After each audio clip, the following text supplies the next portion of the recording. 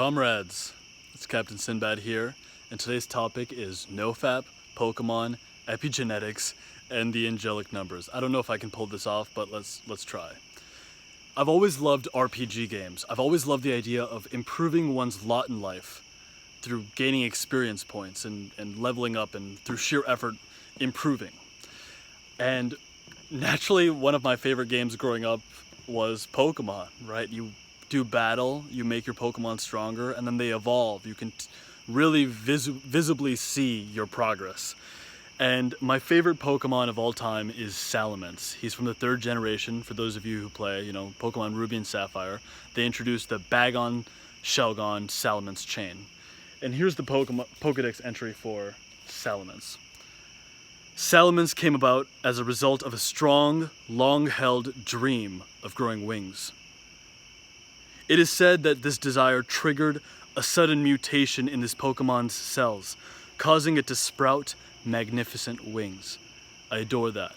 I love the idea of a Pokemon who's like a little dinosaur dude, and just because he wanted it so bad, he wanted to become a dragon, something that could fly, something powerful. There was a sudden mutation that allowed him to become what he wanted. And there is a phrase in Hindi, one of my viewers asked me to speak in Hindi, so I'm going to try. There's a phrase in Hindi that goes like this: जब तुम कोई चीज़ सच्चे दिल से मांगो, तो पूरी कायनात तुम्हारी मदद करने में आ जाती है. And that just means, when you want something really badly, and when you start pursuing something with great courage, then all the forces of the universe conspire to aid you, and they rush to your aid. And that's what I see in this Pokemon Salamence. And I think there is a small kernel of truth in this. There's a field of biochemistry called epigenetics, and it just talks about how, while you cannot affect your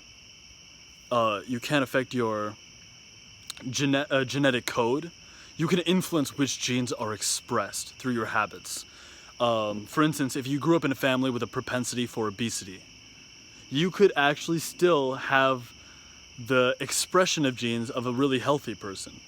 If you did intermittent fasting and worked out on an empty stomach and then had a large salad as your first meal of the day after your exercise, your genomic expression would look far different than your other family members who may not have these healthy habits in place. And according to Bruce Lipton, Dr. Bruce Lipton wrote this book called The Biology of Belief. According to this book, he argues that our thoughts also have an epigenetic effect. Our thoughts can actually affect the development of our cells and our genomic expression. And two really good examples of this are the placebo effect and bodybuilding. If you were to give a patient a sugar pill, but they thought it was real medicine, they would likely see improvements. They'd get better just because of their thoughts around that circumstance, their expectations. And similarly, Arnold Schwarzenegger and other great bodybuilders, they argue that what gave them the edge in bodybuilding was actually visualizing that muscle getting bigger, that muscle breaking down and getting bigger. And so I think it's reasonable to say that there could be at least an epigenetic component to our thoughts.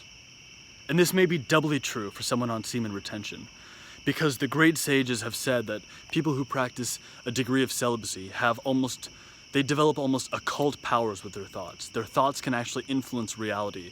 That law of attraction actually truly works for people on semen retention, and you don't have to do any really esoteric practices to go about it. It's just naturally your thinking is of a higher vibration. And so this brings me to my final component in all of this. I've been seeing a lot of angelic numbers on NoFap, maybe within the last 30 days, and I'm approaching, by September I'll have hit 6 months of NoFap. So I see these numbers 222, 333, 444, 555, 777, 108, 1008, and 1221 all the time. And it could be confirmation bias, it could just be bullshit. You could argue that part of my job is to look at numbers all day, so by the law of averages, it's likely I would see one of these numbers at least once a day. But personally, I just have this feeling as if the reason I'm seeing angelic numbers so much is because I've accumulated so much energy at this point. This energy, which is naturally expressed outward in most men on a regular basis, is now being drawn up in me.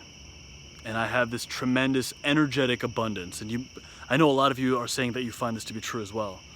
You develop this energetic abundance, and so you get signs from the universe that you're being encouraged, you know? Like, cats never liked me before, and now every time I see a cat, they're all like caressing me. And I see these angelic numbers every day.